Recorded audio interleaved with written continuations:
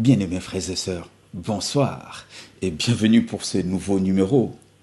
Je suis votre serviteur, le pasteur Jean-Marie Lessy.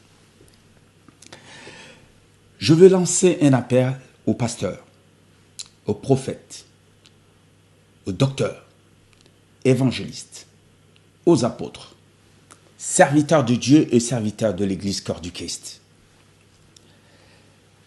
Les temps sont durs. Ce n'est plus le moment de se donner un spectacle. Ce n'est plus le moment de faire des exhibitions. Le peuple de Dieu a besoin de nous. La Bible me parle du combat épique de la prise de Jéricho. Mais si vous regardez bien ces récits, il y a deux éléments majeurs qui se sont produits juste avant la prise de Jéricho. Le premier événement, c'est que Josué a procédé à la circoncision massive de toute la population mâle d'Israël. Les enfants qui étaient nés dans le désert n'étaient pas circoncis. Et ils sont restés 7 jours sur place, le temps de leur guérison. Et le deuxième événement, le général Josué, le jour qui précédait la prise de Jéricho, il observait de loin la ville, certainement pour élaborer des stratégies dans sa tête. Et là, il le voit sortir de nulle part, un homme avec son épée nue à la main. Et Josué lui pose la question, es-tu des nôtres ou de nos ennemis? Il dit non, je suis le chef de l'armée de l'Éternel et je viens maintenant.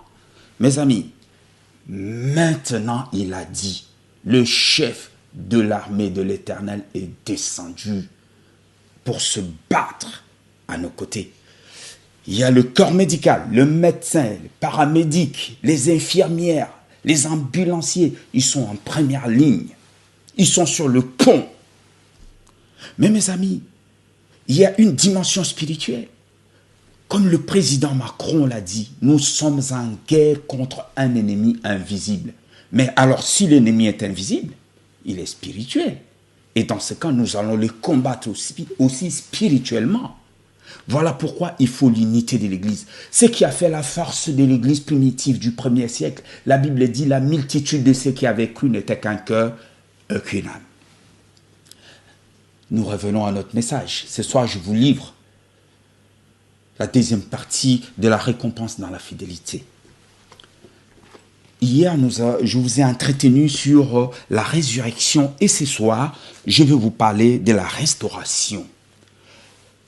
Tu peux être guéri, tu peux être ressuscité, mais si tu n'es pas guéri de la maladie qui t'a conduit à la mort, tu risques encore de tomber malade et de mourir.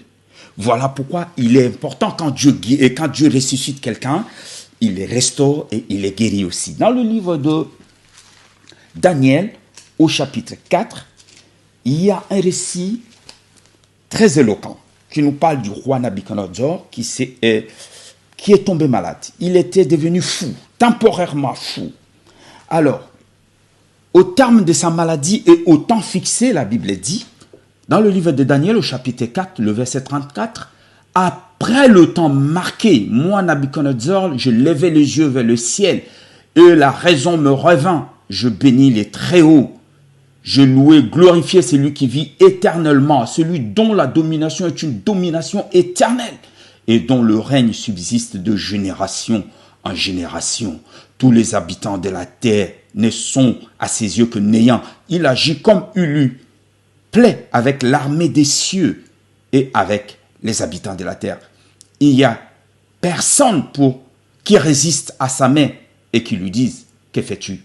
En ce temps, la raison me revint, la gloire de mon royaume, ma magnificence et ma splendeur me furent rendues, mes conseillers et mes grands me redemandèrent. Je fus rétabli dans mon royaume et ma puissance ne fit qu'accroître. Oh, gloire à Dieu! Mes amis, je vais juste vous dire une chose. Vos ennemis peuvent comploter. nos ennemis peuvent monter des complots, des manigances, des manipulations. Mais les derniers mots appartiennent à notre Dieu. Souvenez ceci, rappelez-vous ceci, le chèque n'est pas le dernier mot de Dieu. Moi, aujourd'hui, ma prière, c'est quoi? Ma prière, que Dieu se révèle directement au président Macron, au président africain. Mais il l'a fait avec Pharaon. Vous imaginez si c'est un prophète qui lui a amené la prophétie? Ça pouvait prendre beaucoup de temps.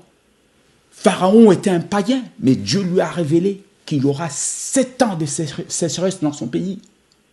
Nabuchodonosor était un païen, mais Dieu lui a révélé que je vais te chasser parmi les hommes à cause de ton orgueil. Que Dieu se révèle directement à nos présidents pour prendre de bonnes mesures pour sauver son peuple. Et Dieu, au jour d'aujourd'hui, est avec nous, mes amis. Quelles que soient les tempêtes que tu as affrontées, moi je te dis, le temps est arrivé pour que Dieu te restaure. Personne d'autre ne prendra ta place.